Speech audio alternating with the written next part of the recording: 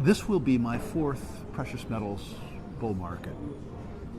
And I don't remember a bull market where there wasn't at least two 25% retrenchments. Oh, wow. In the bull market. So if 7% unnerves you, you should consider a different way to lose money.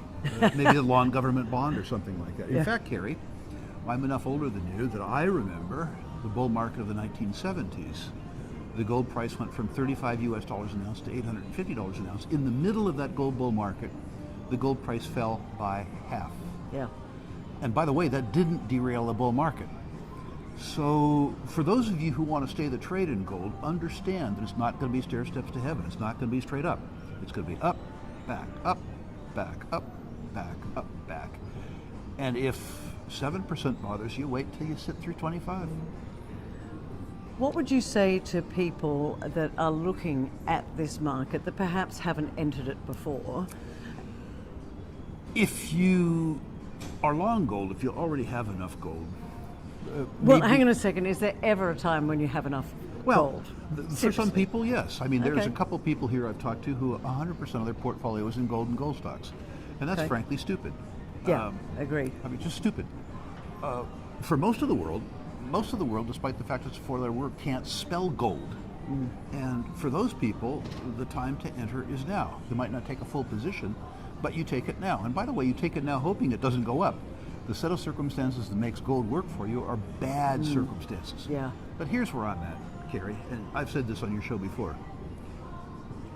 And I'm not going to speak to Australia because I don't know your numbers, but in the U.S., our on and off balance sheet liabilities exceed $150 trillion.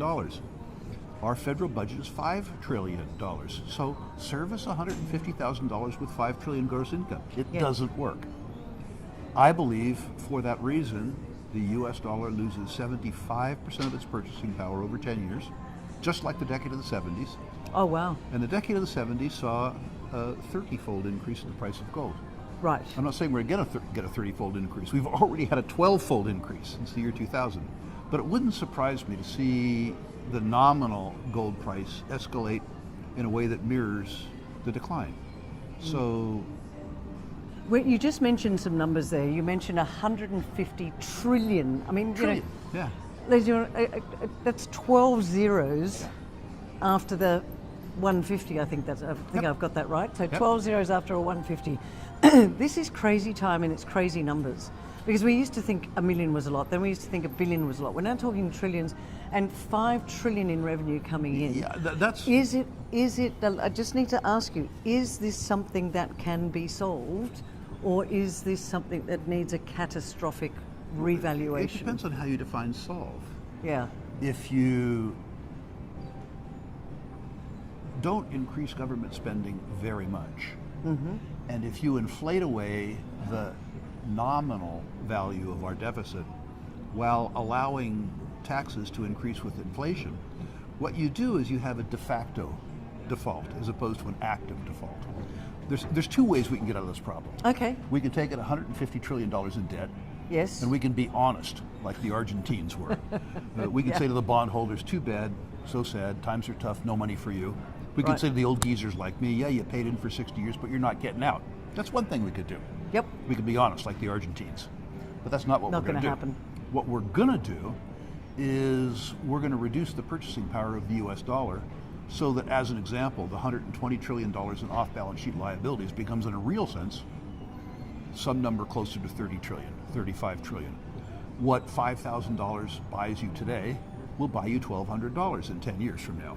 They'll give you the $5,000, but it won't be worth. But it won't buy much. Yeah.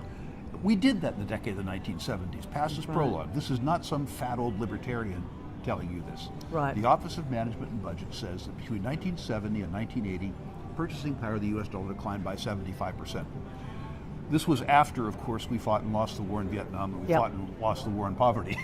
The hangover from that was a 75% deterioration of purchasing power of the U.S. dollar. And we're headed for that again. Wow. Okay, so 3 things people can do right now. Either do or consider doing, because I always say this to you, it's not financial advice, but we are living in times of, I believe, expanded governments who are spending like drunken sailors, that are, as you said, devaluing purchasing power faster than you and I can have lunch. And I think it's a very tough time for some people. For those people who it's toughest on. Well, they need to understand that the next 10 years will be tougher than the last 40 have been. Right. And irrespective of your station in life, what you're going to have to do for the next 10 years is live below your means. Right. At a conference like this, sadly, where you have the opportunity to learn how to become rich, people want to learn how to live rich as opposed to be rich. What do you mean by that? If you make $5,000 or $6,000 a month, you got to learn to spend $4,000 or $3,000 or $3,000. Most people who come to this conference, if they're making $5,000, want to figure out a way that they can spend $7,000. Right. And that doesn't work. Yeah. The next 5 or 10 years are going to be much less forgiving than the last 40 have been. Okay. So before you worry too much about the fact that government is spending like drunken sailors, which you can't control, look at your own spending. Very, very good advice. Very good advice. Of course, we've seen gold on its historic run. Right now, we're in a pullback, and I'm seeing many people who are looking at this as an opportunity to buy. Some people who are concerned about maybe this is it for gold. So I thought if we could start, if you could contextualize where we're at in the gold cycle right now. Sure. I think it would be useful for people listening to this to listen to the interviews that you and I have done together for 5 years. I realize that most people won't do that. So let me summarize it. First of all, in the very near term, I sold 25% of my junior gold stocks. I did it because by selling 25%, I was able to get the other 75% for free. In other words, I sold off 25% of my upside to eliminate 100% of my downside. That's for the speculative part of my portfolio. The other part of me, Charlotte, has been saving in gold, maintaining liquidity in dollars, but saving in gold since the year 2000. I haven't sold an ounce of physical gold. And in the 25% of my junior gold stocks that I sold, half that money went into gold and 3 senior gold producers. In other words, I bought beta and I sold alpha.